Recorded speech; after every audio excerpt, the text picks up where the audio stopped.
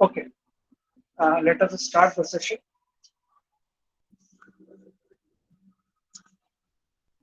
We have discussed about potential energy of the spring. Potential energy of the spring. Okay. Now write down heading combination of main heading combination of springs. Combination of springs. Number one,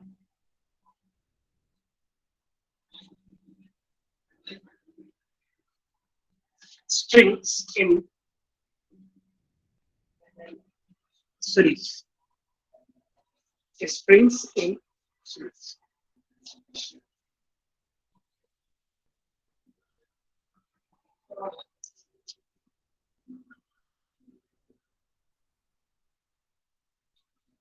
This is one spring, this is second spring, and this is third spring. This is B point, and this is A point. All these springs have different spring constants. Let us suppose K1, K2, and K3.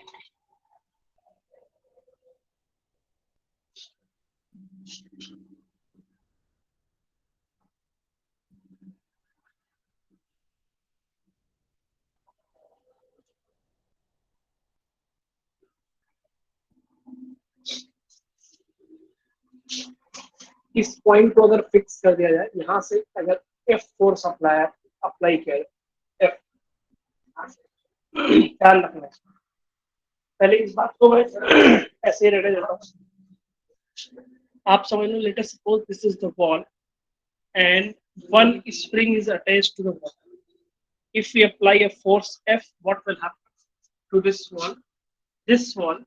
This spring will also apply a force here that is equal to F.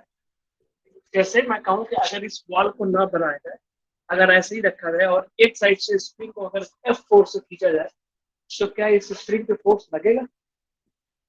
सिर्फ एक side से force नहीं लगेगा जब तक कि इस तरफ भी हम F फोर्स अप्लाई ना करें, दोनों साइड से लगना, या फिर हम इसको वॉल से फिक्स कर देते हैं। इसका मतलब वॉल भी इस फोर्स अप्लाई कर रही होगी इक्वल टू F। सेम इसी तरीके से अगर मैं यहाँ पे दूसरी स्प्रिंग अटैच कर देता हूँ, है ना, ये F अप्लाई कर रही है, ये वाला इधर अप्लाई करेगा और ये वाला इधर अप्लाई करेगा फोर्स, यानी यहाँ पे भी फोर्स होगा, यहाँ पे भी फोर्स होगा, यानी जितनी भी स्प्रिंग एडेड होगी हर पॉइंट पे फोर्स F लग रहा होगा। अगर ये सीरीज में है तो इसका मतलब क्या हुआ कि हर एक पॉइंट पे फोर्स कितना है? F F F। ध्यान रखना, यहाँ पे भी F होगा, यहाँ पे भी F होगा और यहाँ पे भी F। इस तरह से हम जानते हैं कि स्प्रिंग कॉन्स्टेंट्स आर डिफरेंट। जैसे मान लो अगर दो अलग अलग टाइप की स्प्रिंग ली गई, एक बहुत ही हल्की सी ली गई, बहुत लाइट वेटेड, मींस जैसे पेन की स्प्रिंग हो, उसको बहुत इजीली खींचा जा सकता है, कम फोर्स पे हम उसको एलोंगेट कर सकते हैं। सेम इसी तरीके से अगर हैवी स्प्रिंग ली जाए, जैसे स्प्रिंग ऑफ बाइक, कभी बाइक की स्प्रिंग लगी हुई है, वो थोड़ा सा हार्ड होती है, उस पर अगर उतना ही फोर्स लगाया जाए तो उसका एक्सटेंशन कम आएगा। यानी अगर डिफरेंट टाइप की अगर स्प्रिंग्स होंगी, उनके स्प्रिंग कॉन्स्टेंट्स अगर डिफरेंट होंगे तो उनमें एलोंगेशन भी डिफरेंट होगा। ठीक है, यहाँ पे मानते हैं एलोंगेशन कितना हो रहा है? x1 हो रहा है, यहाँ पे एलोंगेशन x2 हो रहा है, यहाँ पे एलोंगेशन x3 हो रहा है। ठीक है, x1 x2 है, x3, तो total elongation will be equal to x1 plus x2 plus x3। Note down, total elongation, यानी तीनों को combined elongation, that will be equal to x equal to x1 plus x2 plus x3. Note down.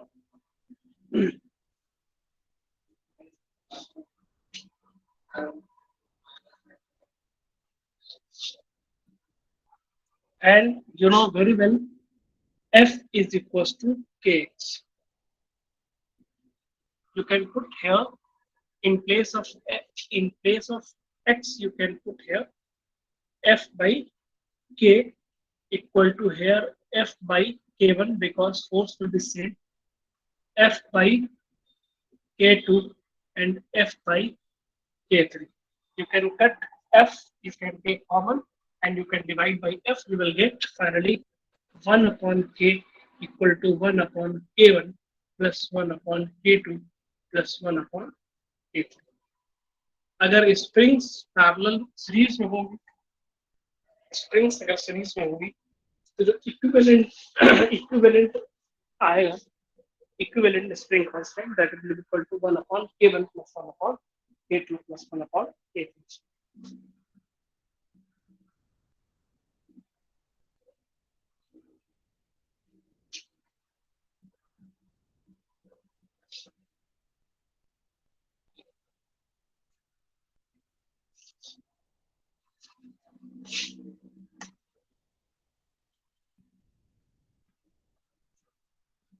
And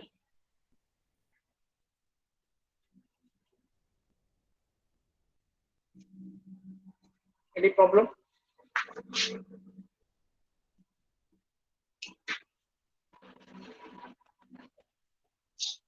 No. Okay.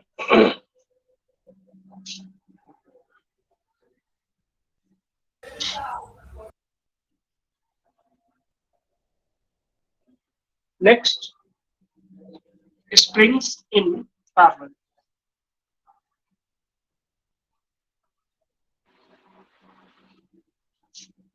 Springs in parallel.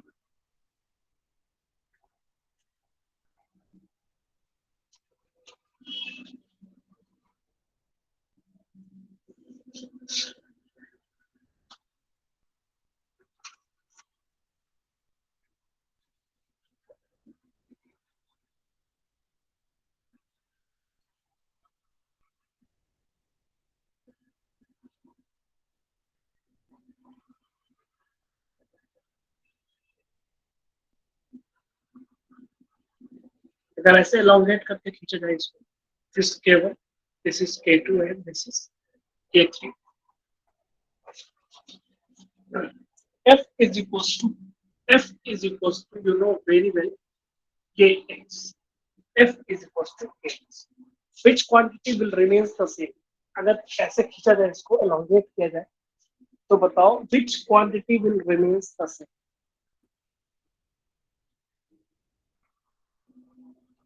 Tell me. इन तीनों quantities में ये तो different है, ये F और X. Which quantity will remains the same?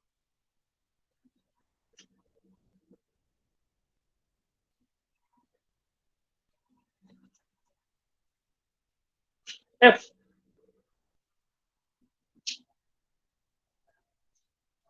X होगा ना, elongation तीनों बराबर होगा ना, एक साथ खींचेंगे तो elongation तो बराबर होगा. अलग अलग स्प्रिंग्स होंगे तो अलग अलग फोर्सेस होंगे. इस केस में फोर्स अलग होगा, डिफरेंट फोर्सेस होंगे, डिस्प्लेसमेंट सेम होगा. देखिए एक साथ पैरेलल है, एक साथ अगर खींचा जाए तीनों का डिस्प्लेसमेंट तो सेम होगा ना. नहीं सुनना है?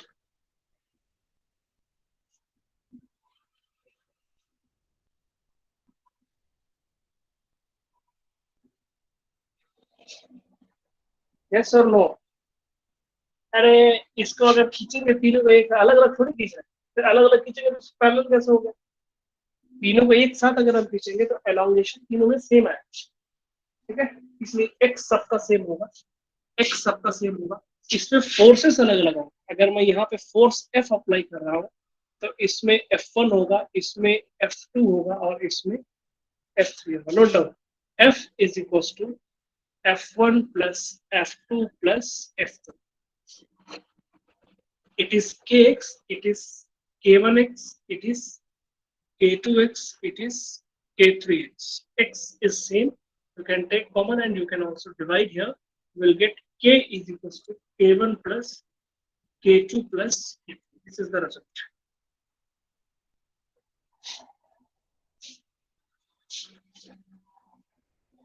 In the parallel, you can add simply. You can simply add.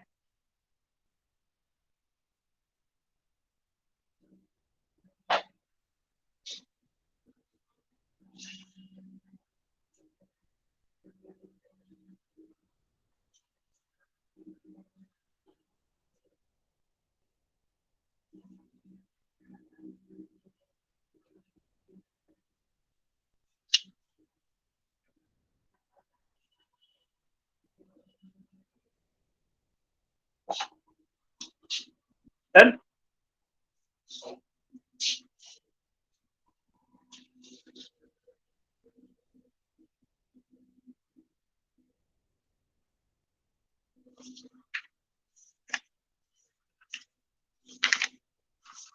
Okay, note down.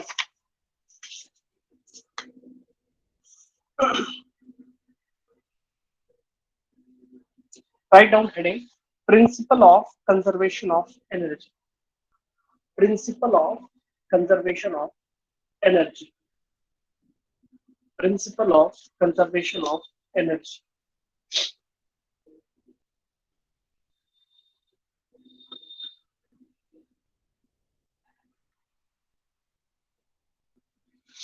कई तरीके से कर सकते हैं इसको. लिखो definition: energy can neither be created nor be destroyed. Energy can neither be created nor be destroyed.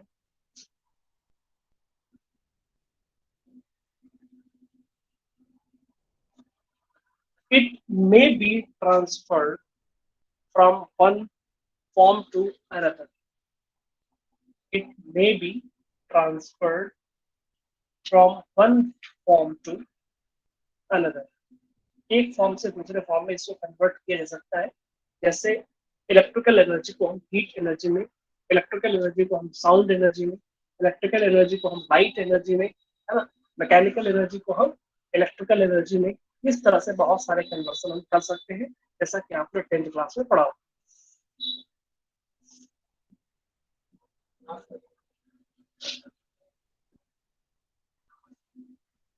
Electric generator, electric generator ये किस फॉर्म ऑफ एनर्जी को किस फॉर्म ऑफ एनर्जी में कन्वर्ट करता है, बताओ.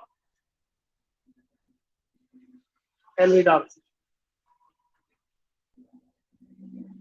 इलेक्ट्रिक जनरेटर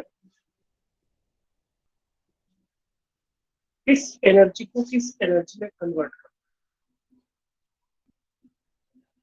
सब लोग बताएंगे. Each and every student should write. हम लोगों को मैं रिमूव करना स्टार्ट करूंगा, नहीं रिप्लाई करूंगा.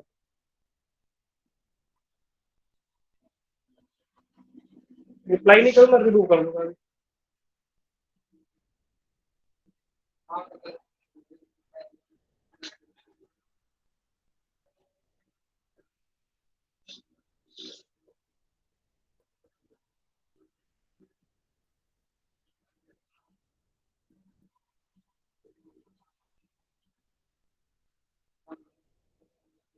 Magnetic energy to electrical energy, mechanical to electrical, chemical to mechanical, mechanical to electrical, chemical to electrical,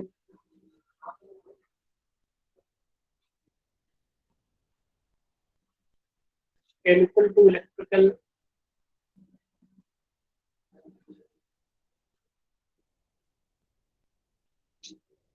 mechanical to electrical. देखो सिंपली क्या होता है, इलेक्ट्रिक जनरेटर क्या करता है. इलेक्ट्रिक जनरेटर हम कुछ भी कह सकते हैं, लेकिन इन जनरल क्या होता है कि जो इलेक्ट्रिक जनरेटर होता है वो रोटर होता है. रोटर को हम घुमाते हैं तो हमको इलेक्ट्रिसिटी मिलती है ना. अब इसको घुमाने के लिए हम कई तरीका यूज कर सकते हैं. रोटर को घुमाने के लिए, यानी कि जो आर्मेचर होता है उसको घुमाने के लिए हम क्या यूज कर रहे हैं वो अलग डिपेंड करता है. तो बेसिक इलेक्ट्रिक जनरेटर जो होता है जिसको हम डायनामो कहा जा सकता है, वो मैकेनिकल एनर्जी को इलेक्ट्रिकल एनर्जी में कन्वर्ट करता है. और ये जो आर्मेचर है इसको घुमाने के लिए, इसको रोटेट करने के लिए आप कुछ भी यूज कर सकते हैं. बाई हैंड भी कर सकते हैं, बाई हैंड भी कर सकते हैं. बाई अगर आप चाहो तो इसमें आप वो इंजन लगा सकते हैं. इंजन इंजन क्या करता है, इंजन बेसिकली केमिकल एनर्जी को मैकेनिकल एनर्जी में कन्वर्ट, यानी रोटेशन में कन्वर्ट. हाँ, रोटेशनल एनर्जी कैसे. तो इंजन लगा लो यहाँ पे, तो इंजन क्या करेगा, केमिकल एनर्जी को मैकेनिकल में कन्वर्ट करेगा, और इलेक्ट्रिक जनरेटर जो है वो मैकेनिकल को इलेक्ट्रिकल में कन्वर्ट कर देगा. ठीक है. इसी तरीके से आप चाहो तो हाइड्रोलिक हाइड्रोलिक डैम लगा सकते हैं, हाइड्रोलिक टरबाइन लगा सकते हैं. टरबाइन, हाइड्रोलिक टरबाइन क्या करती है, वो पोटेंशियल एनर्जी ऑफ वाटर को कन्वर्ट करती है किसमें, काइनेटिक एनर्जी में। और काइनेटिक एनर्जी जो क्या करती है, ब्लेड को रोटेट कराती है, जिससे क्या होता है, टरबाइन चलता है, सॉरी इलेक्ट्रिक जनरेटर चलता है, और इलेक्ट्रिक जनरेटर जब चलता है तो हमको इलेक्ट्रिकल एनर्जी मिलती है। ठीक है ना। और भी बहुत सारी पॉसिबिलिटी हो सकती है, यानी आर्मेचर को घुमाने के लिए हम बहुत सारे मेथड का यूज कर सकते हैं। ठीक है। तो बेसिकली जो इलेक्ट्रिक जनरेटर यानी डायनामो जो होता है वो मैकेनिकल एनर्जी को इलेक्ट्रिकल एनर्जी में कन्वर्ट करता है।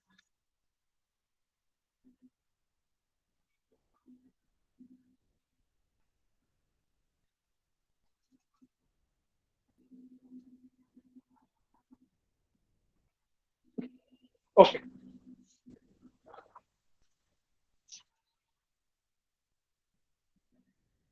या इसको हम दूसरे तरीके से देख सकते हैं। आपने लिखा हुआ energy can never be repeated not be destroyed, it can be, it may be transferred from one form to another.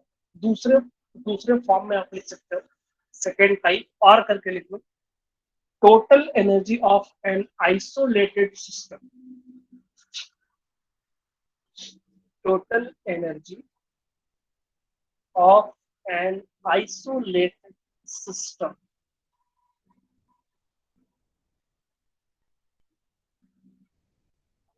Isolated का मतलब अलग है, इससे हमें एनर्जी लेना और उसको उसको देना। तो आइसोलेटेड मतलब separated. Total energy of an isolated system remains constant.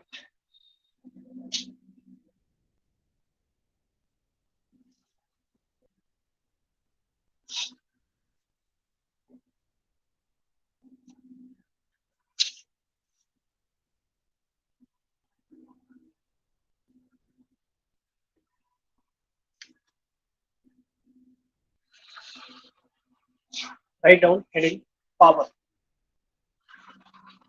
Next heading power.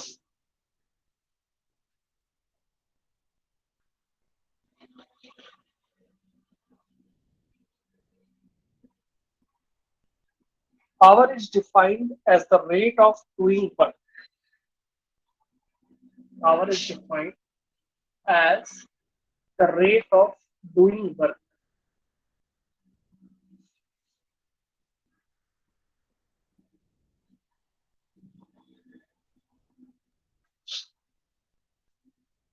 Rate of doing work.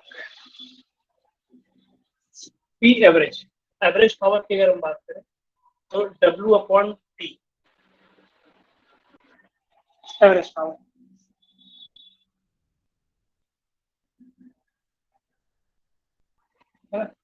Instantaneous power होगा dW upon dt. लिख लेना instantaneous power. Average power and instantaneous power.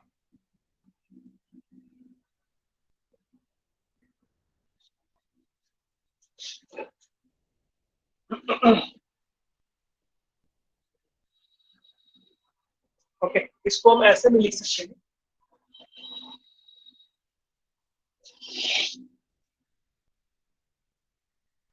P को इस तरह से लिखना, d W F dot d are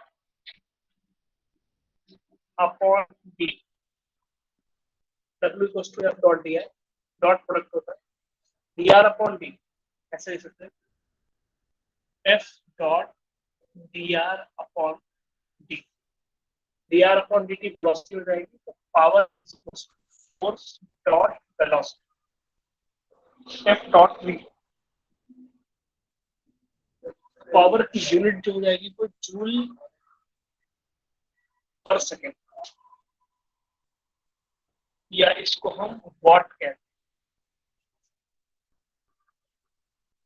joule पर second और what.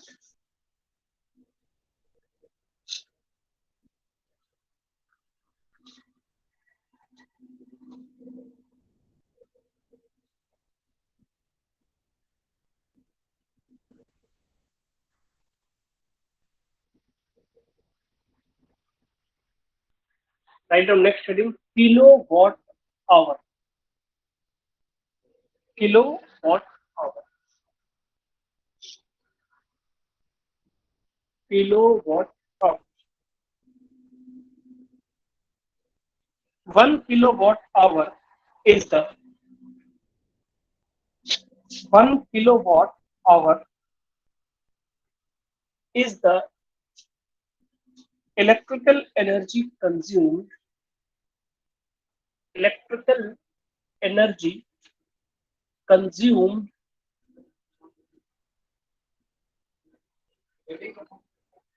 by an appliance by an appliance of 1000 watt of 1000 watt in 1 hour. 1000 watt in 1 hour. 1 kilowatt hour. Kilo कौन सा लगेगा 1000 वाट हो गया बनाओ ना ये वीडियो बनाओ तो एकदम धूप हम देखबे का देखबे बड़ी तेज गिर गया रे और चला रहा है एकदम बुखार होगा ये तो कैया खातू हटिया पर तुम करो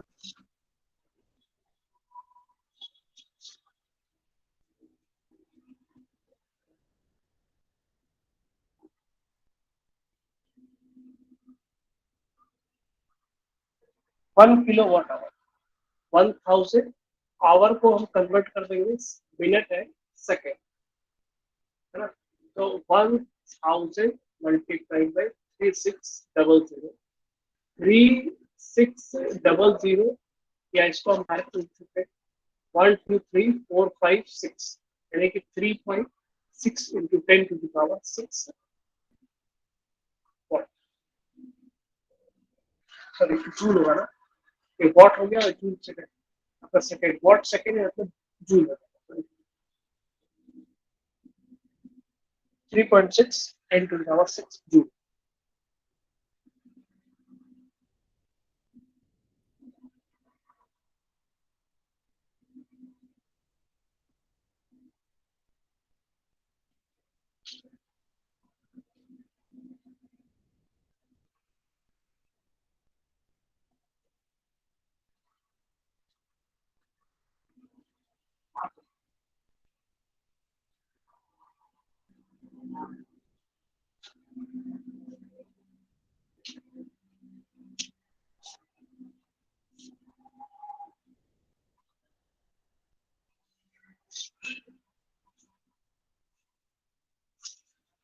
हो गया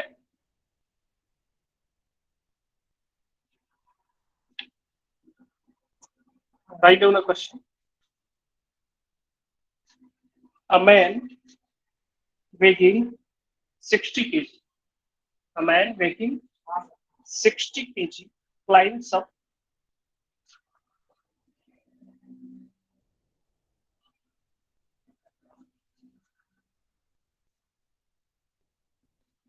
climbs up a staircase climbs up a staircase carrying a load of 20 kg carrying a load of 20 kg carrying a load of 20 kg on his head on his head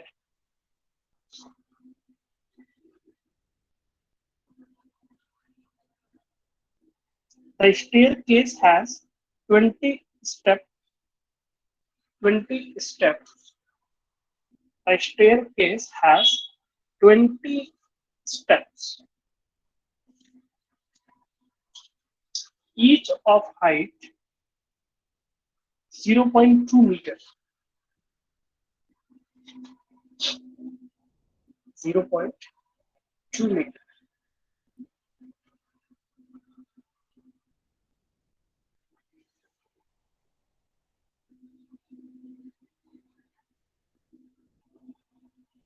if he takes 10 seconds to climb if he takes 10 seconds to climb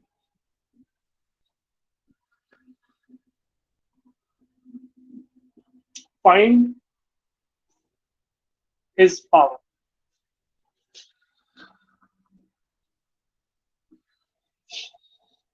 Find his power. मेरा एक person है, वो खुद भी जा रहा है और अपने 20 kg वेट को भी लेके जा रहा है ना, और 0.2 मीटर जा रहा है ना, 0.2 मीटर जा रहा है, और ये कह रहा है कि 0.2 मीटर का हर एक स्टेप है 0. ऐसे मान लेते 0.2 मीटर का हर एक स्टेप है, और 20 है, तो टोटल हाइट कितना ये ऊपर जाएगा, 20 मल्टीप्लाइड बाई 0.2, यानी कि 4 मीटर में 4 मीटर कितना ऊपर जाएगा ये 4 मीटर. और हम जानते हैं कि हाइट ले जा रहा है, इसका मतलब वर्क कर रहा होगा अगेंस्ट, तो कितना होगा mgh कितना इसके पोटेंशियल एनर्जी में चेंज हुआ, m इज व्हाट, m देख लेना, m दिया हुआ है आपका 60 kg वो खुद है, और प्लस 20 kg 80 kg वो लेके जा रहा है, और प्लस g को हम 10 मान लेते हैं, and h is what, h is 4 metre, है ना. 3200, ओके, ये हो जाएगा जूल.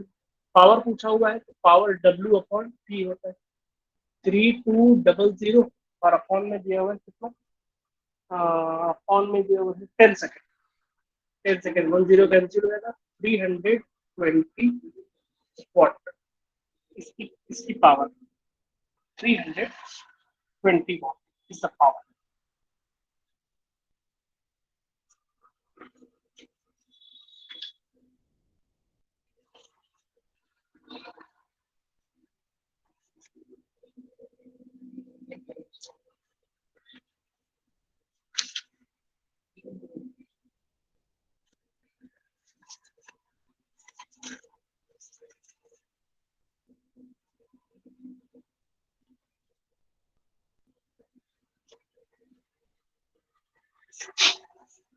हो गया.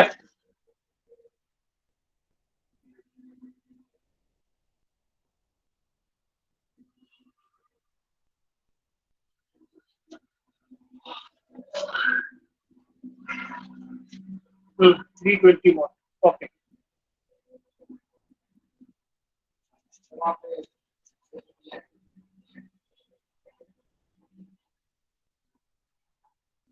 देखो 1 हॉर्स पावर, हॉर्स पावर होता लिख लो, 1 हॉर्स पावर HP 746 वॉट के बराबर. हॉर्स मतलब जानते हैं, हॉर्स पावर यानी एक हॉर्स की जो पावर होती है, एवरेज पावर, उसको कैलकुलेट किया गया तो पता चला कि उसकी जो पावर होती है 746 वॉट. तो इसको याद रख लेना, आपको इसका भी यूज आता है, हॉर्स पावर, है ना. अपना पावर कैलकुलेट कर लेना, कितने लोगों का पावर कितना है.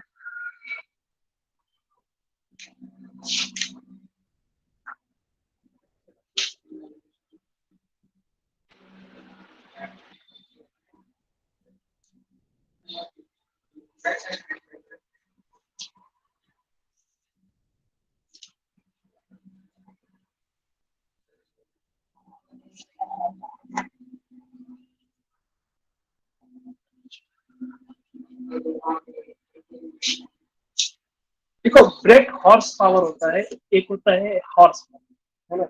ब्रेक हॉर्स पावर तुम लोगों के सिलेबस में नहीं है,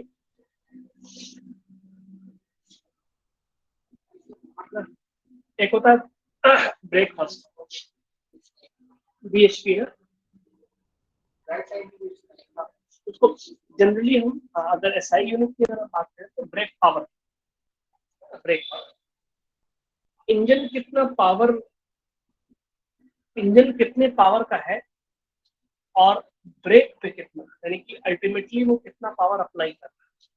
जैसे कोई कार है, जरूरी नहीं है कि इंजन जितना पावरफुल है, इंजन जितना पावर अप्लाई कर रहा है, उतना पावर जितना power engine use sorry engine जितना पावर का है उतना पावर यूज होता है, उतना पावर यूज नहीं हो पाता है। क्यों? क्योंकि ब्रेक्स और इंजन के पार्ट्स और कार के जो पार्ट्स होते हैं इन सब पार्ट्स में फ्रिक्शन की वजह से कुछ पावर कम हो जाता है। तो इंजन का जो पावर होता है वो एक्चुअल पावर ब्रेक पे यानी कि अल्टीमेटली कार पे अप्लाई नहीं होता है ना। इसलिए ब्रेक का पावर यानी कि व्हील का पावर अलग होता है और इंजन का पावर एक अलग। कितना हम पावर डिलीवर कर पा रहे हैं हम कह सकते हैं वो ब्रेक हॉर्स पावर होता है या ब्रेक पावर। जो हॉर्स पावर होता है वो एक्चुअल किसी इंजन का होता है। जैसे मान लो किसी इंजन का अगर हॉर्स पावर अगर 500 है ना, तो ब्रेक तो उतना अप्लाई नहीं हो पाता, यानी कि रिजल्ट में हमको उतना नहीं मिलता, कम मिलता है। इसलिए जब हम बाइक वाइक लेते हैं तो उसमें ब्रेक बेसिकली बाइक और कार ब्रेक हॉर्स पावर भी होता है। ठीक।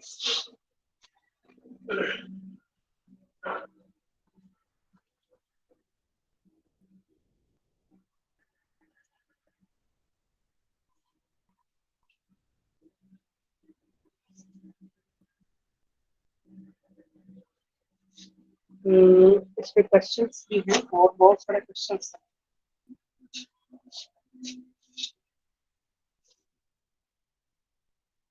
Write down question. An engine of 4.9 kilowatt power. An engine of 4.9 kilowatt power is used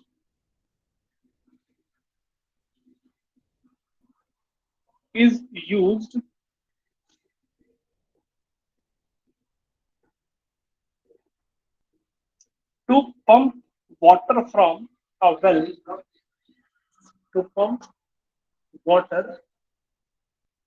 from a well 50-meter deep. 50-meter deep.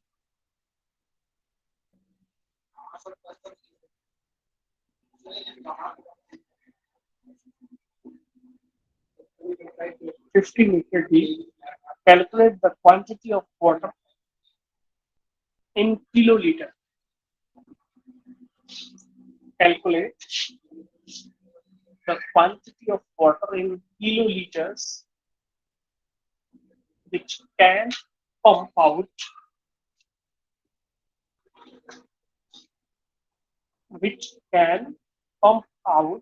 in 1 hour.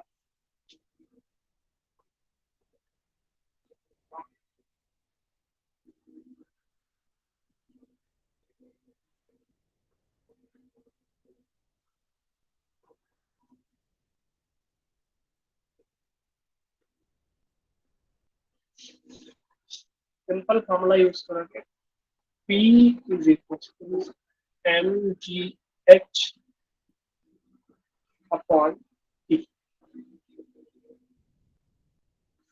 है ना।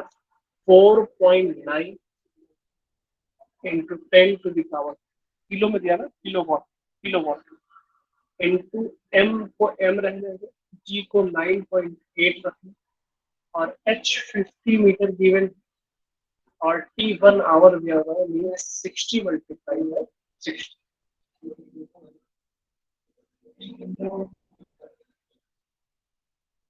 What about that? पहले m निकाल लो, मास निकालेंगे, KG में आएगा, केजी को फिर लीटर में कन्वर्ट कर सकते हैं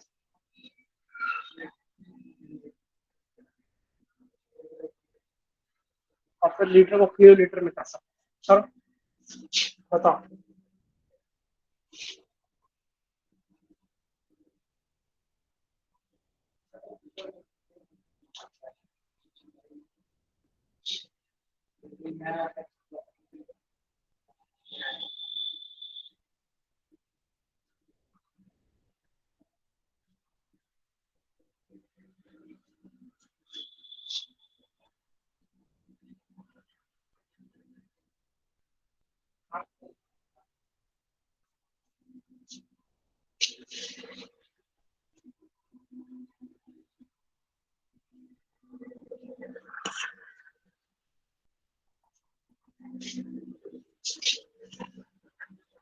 36 किलो लीटर, हाँ 36, ठीक 36, हाँ वो इजी है कैलकुलेशन, हाँ तुम लोग कर सकते हो इसको।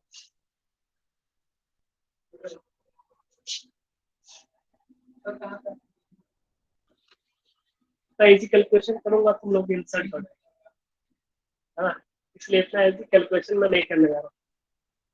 36 किलो लीटर, एक केजी में 1 लीटर अप्रोक्सीमेटली होता है, 1 kg इक्वल टू 1 लीटर, है ना, जितना केजी आएगा उसको आप लीटर लिख सकते हो, और 1000 से डिवाइड कर दोगे, 1000 से डिवाइड कर दोगे तो आपको मिल जाएगा kilo litre.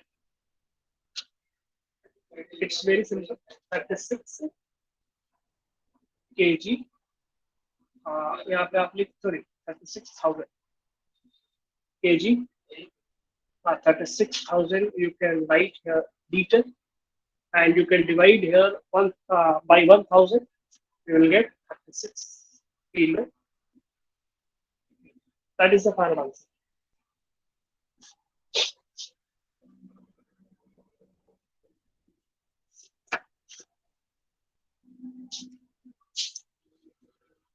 Write down next question.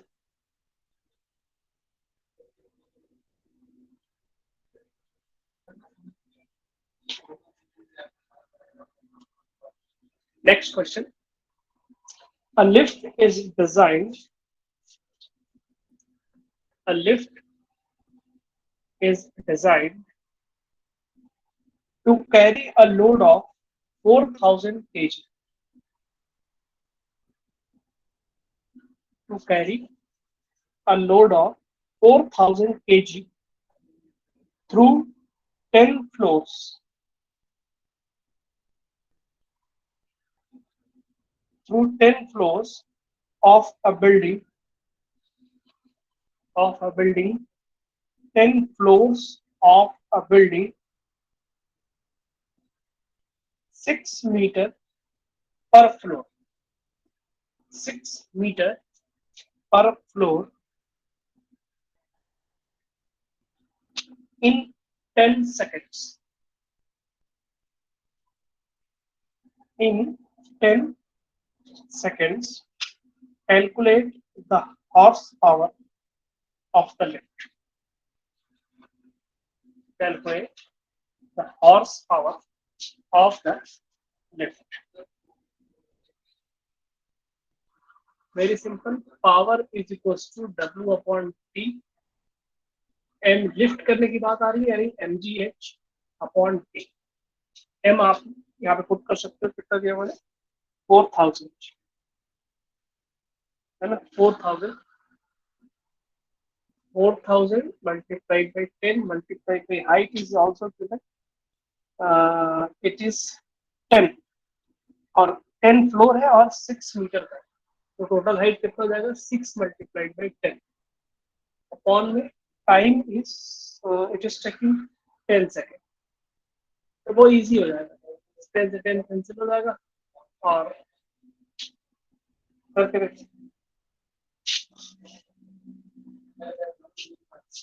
10 से 10 cancel,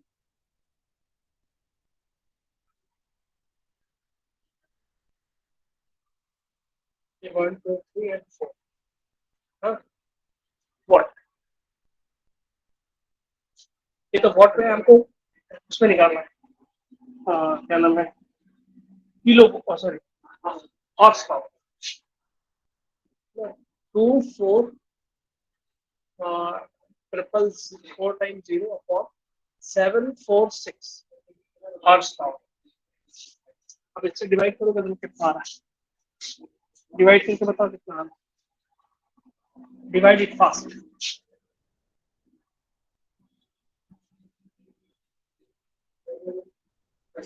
three 20 horse power,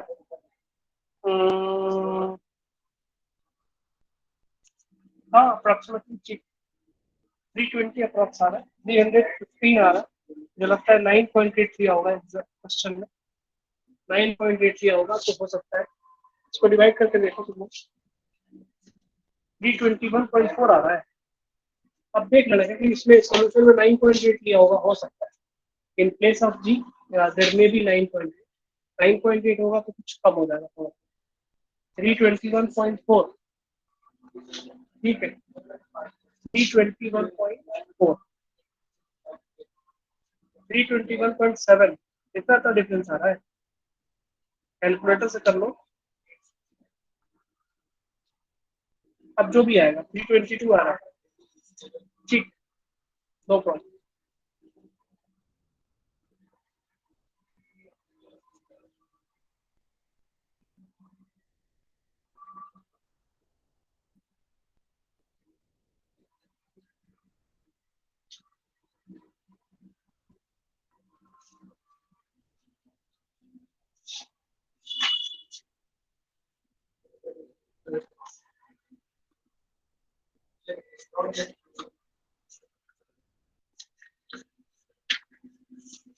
okay write down next heading Einstein's mass energy equivalence Einstein's mass energy equivalence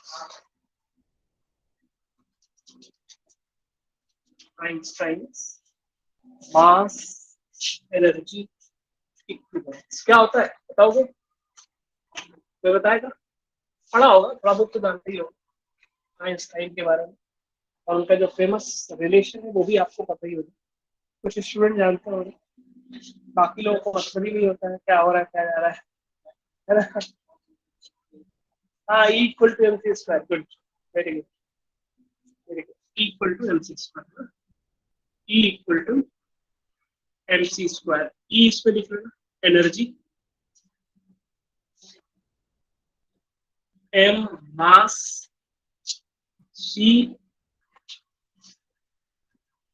speed of light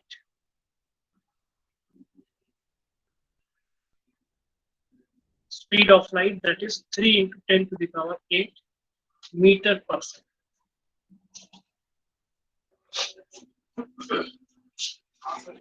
3 into 10 to the power 8 meter per second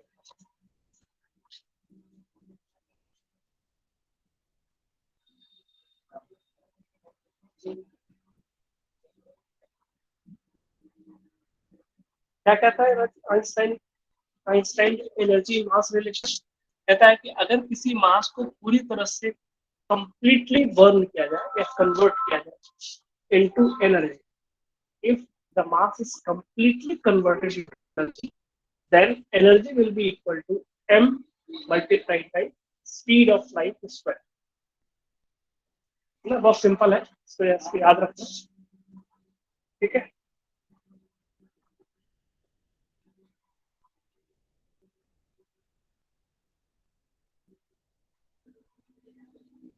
okay write down the question इसमें भी question है इस question को भी लिख लेते हैं write down how much mass is converted how much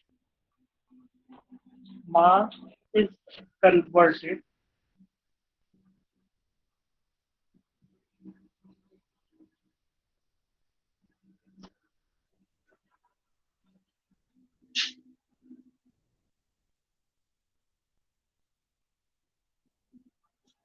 how much mass is converted into energy per day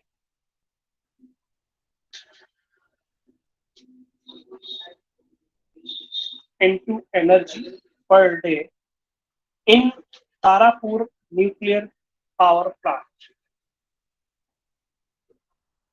How much mass is converted into energy per day in Tarapur nuclear power plant? Nuclear power plant operated at 10 to the power 7 kilowatt. 10 to the power 7 kilowatt. ये इतना power है.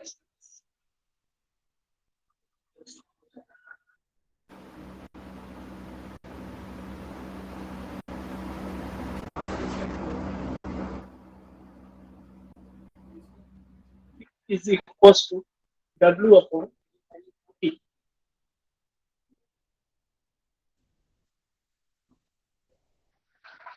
या इसको हम E upon T भी कहते हैं, work energy. E is equal to P into T, और ये E हो जाएगा हमारा MC square equal to P into T। M equal to P into T upon C square. Put the values and get that. Put the values.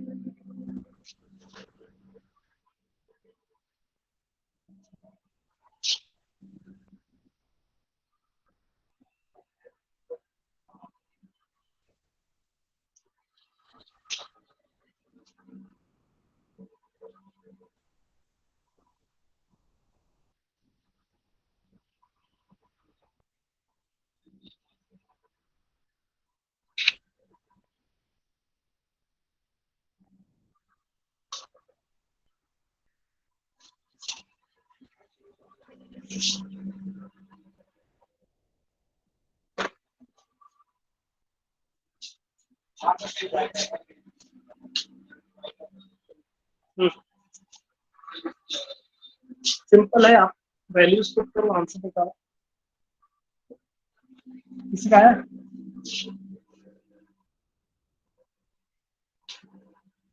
9.6 ग्राम। अच्छा, बहुत कम आ रहा है, 9.6 ग्राम ही आ रहा है। मतलब बहुत ज्यादा अमाउंट में एनर्जी मिलती है हमको मास को कन्वर्ट करने से, बहुत लार्ज अमाउंट में एनर्जी।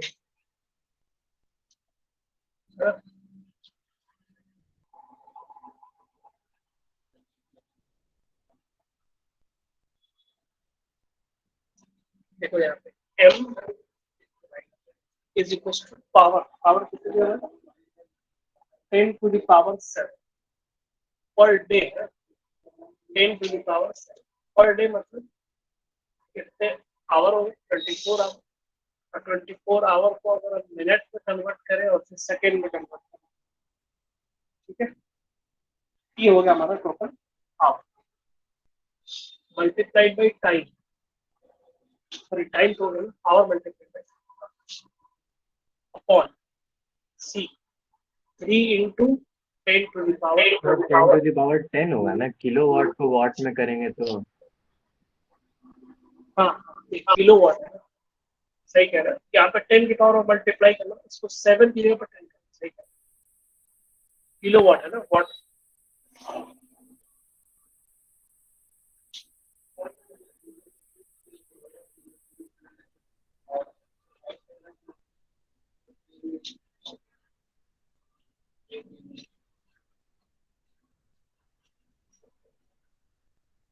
सॉल्व करने के बाद ठीक है, आ रहा है आंसर अप्रोक्सीमेटली 9.6 ग्राम।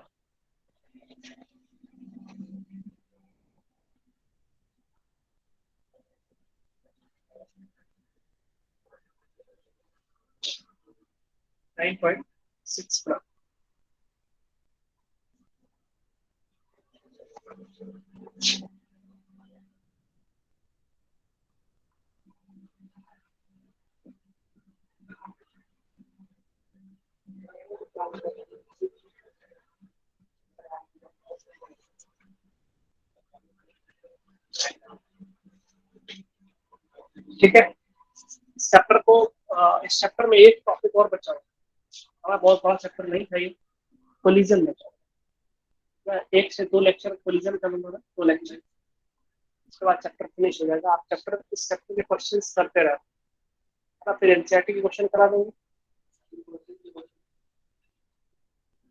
फाइनल हो जाएगा।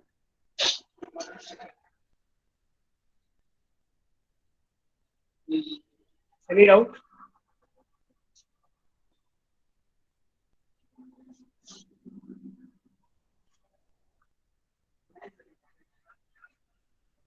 No?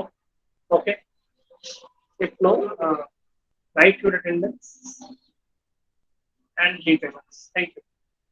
Write your attendance and leave the class.